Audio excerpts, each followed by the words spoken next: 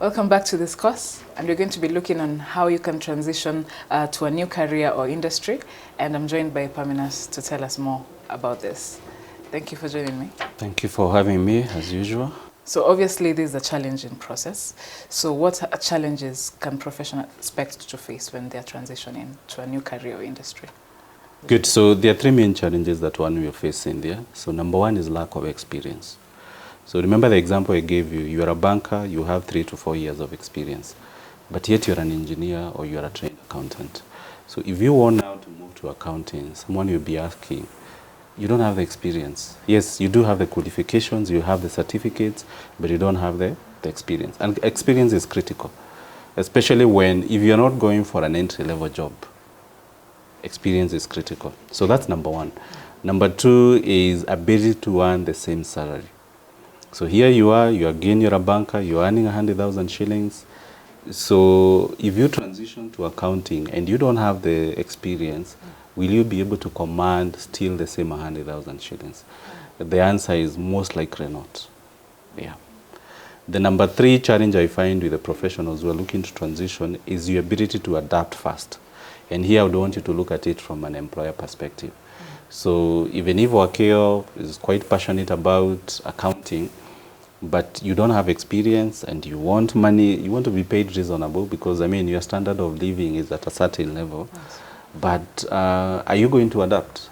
You know, what is the ability of you being able to come in, fit in, and even be able to deliver fast? So even if I want to give you a chance, at the back of my mind as an employer, I might be having question mark in terms of, is she up to date with what is happening in the engineering or accounting field? Yeah, so top of mind, I would say anyone looking to transition, especially changing of career sector, the challenges may not be as many. They are still there, but they are not as many or as... it's not as bad as someone who's looking to change careers.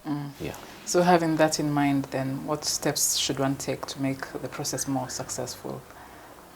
What you can do, there are things you need to consider. There are several things you need to consider. Number one, if I were in their shoes, I'll look at, do I have transferable skills? So let's say, again, that example of a banker, you may be serving as a cashier or you serve customers, so you might find you've been doing some aspects of accounting. It may not be at par with someone who's currently working as an accountant full-time, but there's something you have. And that is why the CV is important. I mean, incorporating those skills. Think of someone working as a cabin crew. I mean, what do they essentially do apart from serving the passengers? It's a customer service role because they meet all manner of customers and they need to make sure that the customers have a positive experience.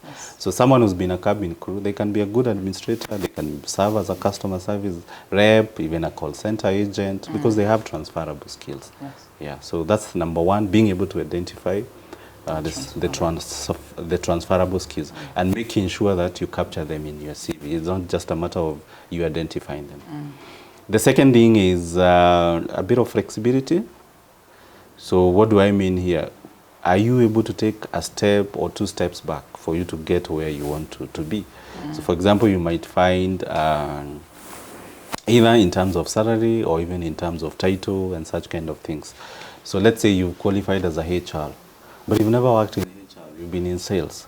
So whereas the level you might be right now, your next position might be a managerial position, it might mean you going back and becoming an officer.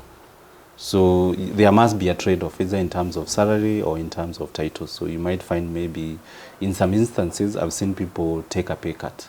You know, they would 20,000 or 10,000 to be able to get to the ideal career.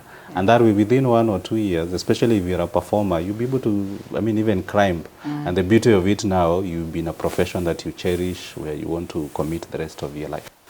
Yeah, so to say top of mind, those are the 2 things. Yeah. As we wrap up, do you have any advice to professionals who are looking to transition? My take is the earlier you do it, the better. I see people getting in a rut, people getting into a comfort zone, and they only realize when it's too late. And I'll tell you this is what happens. Because I've been a banker, I started as a banker. So they'll give you, the first job is operations. It doesn't require, a specific skill set. So the danger with these is, the more you stay there, the probability that moving will become so difficult. Because look at it, if you're an engineer, you've graduated as an engineer today, you work in a bank for 1 year, 2 years, that's okay. You can still go back, get an entry-level position, and even be able to catch up. But can you imagine if you've done 15 years and then you are retrenched and there's no engineering that you are doing? I can guarantee you it will be very difficult, very, very difficult for you to transition. Yeah, because other people will have come up. So you'd imagine when you started working, there's someone who was joining high school that time. They did their 4 years. After that, they graduated. They went to campus, did 4 years. And now, post-campus, they have 7 years of experience as an engineer. So how can you compete with such a person? Because at the end of the day, it's all about the skills. It's not so much about qualifications. Qualifications are important in one's career. But as a recruiter, what I've observed, it only counts for 30% of your success. Yes. What counts, what calls the shots at the end of the day is about the experience. 70%. What have you been doing, Cynthia? Yeah. Okay. So the earlier you do it, the better. So if you're watching, it's not easy. There will be ups and downs. You might even fail. But if you're persistent, it's going to work. Yeah.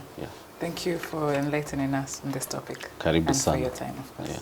Thank you for watching, and we hope to see you in the next video where we're going to be continuing on giving you more job search tips. Thank you, and see you next time.